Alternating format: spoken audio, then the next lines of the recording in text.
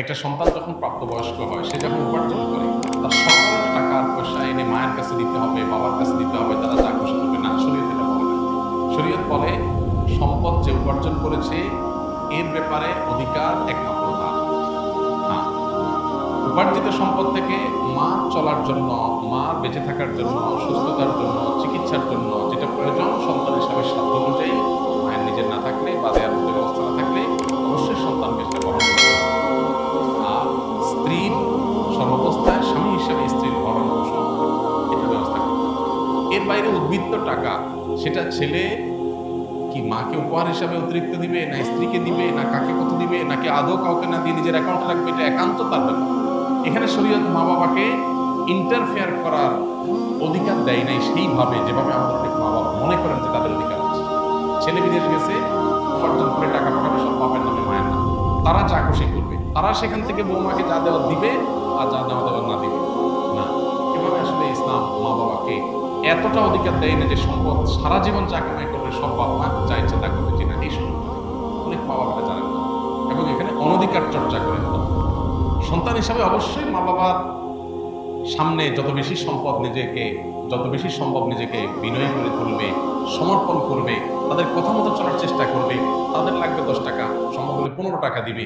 তাদের যা দরকার তার চেয়ে বেশি দেওয়ার চেষ্টা করবে, তাদের চাহিদার চাইতে বেশি সেবা করার চেষ্টা করবে। এটি সন্তানের জায়গা থেকে তার মানসিকতা থাকা উচিত। মা বাবার কর্তব্যবোধের জায়গা থেকে তারা আমাদের মা বাবা, আল্লাহ পরে তাদের সদাচরণ করার গুরুত্ব সবচেয়ে বেশি। আল্লাহ বলবেন সেটা খেয়াল রাখবে। কিন্তু মা বাবা এর মানে এই না যে সব কিছু মা বাবা নিয়ন্ত্রণ করবে। এখান থেকেই সংসারের অশান্তিটা শুরু হয়। মা বাবা জানে না তাদের অধিকারের রূপরেখা কি এবং কতটুকু সীমানা আছে। এর বাইরে তারা মা বাবা হিসাবেও অধিকার চর্চা করতে পারে না, তাদের ক্ষমতা তারা জাহির করতে পারে না। এটা আমাদের সমাজ জানা শুনে নেই। এই জায়গা থেকে সমস্যাগুলো তৈরি হয়। একটা হাদিস আছে, সেখান থেকে কিছুটা অনেকে ভুল বোঝে। হাদিসটা হলো এই, নবী সাল্লাল্লাহু আলাইহি ওয়াসাল্লাম বলেছেন, আনতা ওয়া মালুকা লিআবিক, তুমি এবং তোমার যাবতীয় এবং সমুদয় সহায় সম্পদ সব তোমার বাপের, মায়ের, বাবা মায়ের। এই হাদিসের মানে অনেকে মনে করেন যে কেউ যা কামাই করবে সারা জীবন যত কিছু করবে সব বাপ মা।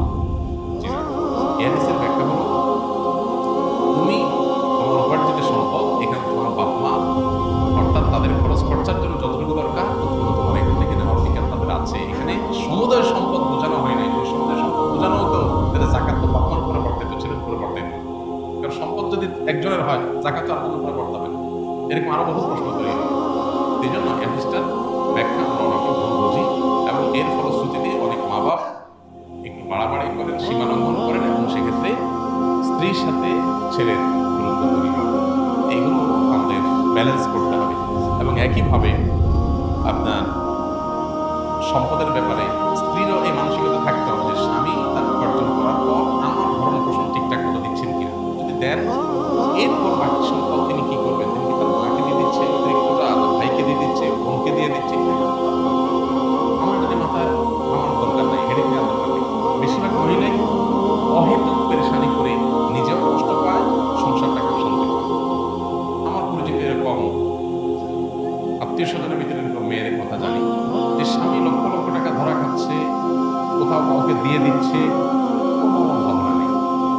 আমার তো এটা দেখার দরকার নেই। আমার দেখা দরকার হলো যে আমার ছেলে মেয়ে এবং আমার ভরণ পোষণ ব্যবস্থা সে করছে কিনা। সেটা যদি সে না করে, আমার অধিকার যদি সে খর্ব করে, সেগুলোও যদি সে মানুষকে দিয়ে দেয়, তাহলে অবশ্যই আমি সেখানে দাবি করব, যথাযথ নিয়মে আমি আর্গুমেন্ট করব। কিন্তু আমি আমারটা যথাযথ পাচ্ছি, আর দরকার নেই। বেশিরভাগ মহিলারা স্বামীকে চায় কবজার ভিতরে আনতে, কন্ট্রোলের ভিতরে আনতে, যে আমার কথা উঠবা, আমার কথা বসবা, আমার কথা এদিক ঘুরাবা, আবার এদিক গাড় ফিরাবা। এই যে স্বামীকে গোলাম বানাতে চায়, এটা আরেক সমস্যা। তাহলে একদিক থেকে মা বাপের সমস্যা, আরেক দিক থেকে বইয়ের সমস্যা। এই সমস্যাটা কেন হয়? কারণ তার কতটুকু অধিকার আছে এটা সে জানে না। তার যতটুকু অধিকার আছে তিনি তার চাইতে আরো বেশি খাটাইতে চেষ্টা করেন। এটা মনে ভুলের যায়। দাম্পত্য জীবনের সুখ শান্তির জন্য এই জিনিসগুলো অনেক গুরুত্বপূর্ণ। এই জন্য বিয়ের আগে ট্রেনিং হওয়া দরকার। সন্তানকে ছেলে মেয়ে করে বিয়ে করাবেন, সেখানে কি করবেন কি না করবেন, কোথায় অধিকার খাটাতে যাবেন, কোথায় খাটাতে যাবেন না, এগুলো একটা ট্রেনিং হওয়া দরকার।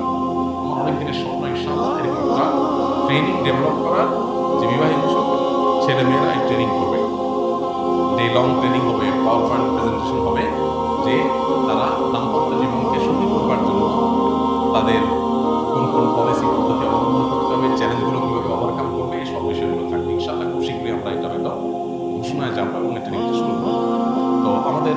বাসা বাড়িতে যে অশান্তিগুলো আছে, যে কলহগুলো আছে, আল্লাহ তাআলা সেগুলোকে দূর করার তৌফিক দান করুন। সবাইকে যার যার অধিকার, সবাইকে যার যার করণীয়গুলো আদায় করার তৌফিক দান করুন।